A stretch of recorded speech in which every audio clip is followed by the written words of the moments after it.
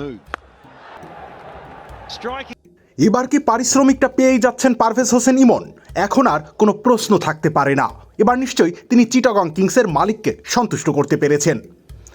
হারানো আত্মবিশ্বাসের সাথে সাথে নিজের পায়ের নিচের মাটিটাও খুঁজে পেয়েছেন পারভেজ হোসেন ইমন। শুধু চিটাগং কিংসের মালিক নয়, চ্যাম্পিয়ন্স ট্রফির আগে সম্ভবত জাতীয় দলের নির্বাচক প্যানেলও তার প্রতি এখন সন্তুষ্ট। আইসিসি চ্যাম্পিয়ন্স ট্রফির দলে আছেন, কিন্তু ফর্ম ভালো যাচ্ছিল না। তাকে টপকে লিটন দাসের টিকিট পেয়ে যাওয়ার গুঞ্জনও ছিল, কিন্তু এক ইনিংস দিয়ে সকল গুঞ্জন উড়িয়ে দিলেন তিনি। বাংলাদেশ প্রিমিয়ার লিগের টপার ফরচুন বরিশালের বিপক্ষে জ্বলে উঠল তার ব্যাট। ফ্রাঞ্চাইজি ক্রিকেটে নিজের প্রথম হাফ সেঞ্চুরি দেখা পেলেন।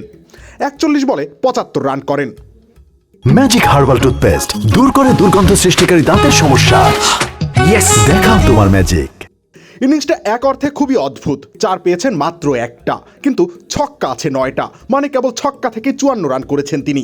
মজার ব্যাপার হলো, এর আগে বিপিএলে কোনো হাফ সেঞ্চুরি ছিল না ইমনের। এবার সেই ইমন এক ইনিংসে কেবল ছক্কা দিয়েই করলেন হাফ সেঞ্চুরি। আর এই ইনিংসের সুবাদে ইনিংসের গোড়াতেই গোড়া মজবুত হয়ে গেল চিটাগং কিংসের। একই সাথে নিজের প্রাপ্য সম্মানটাও সম্ভবত এবার পেয়ে গেলেন চিটাগং কিংসের এই ক্রিকেটার। কদিন ধরেই গুঞ্জন ছিল বিপিএলে 1 টাকা পারিশ্রমিকই তাকে দেয়নি মালিক পক্ষ।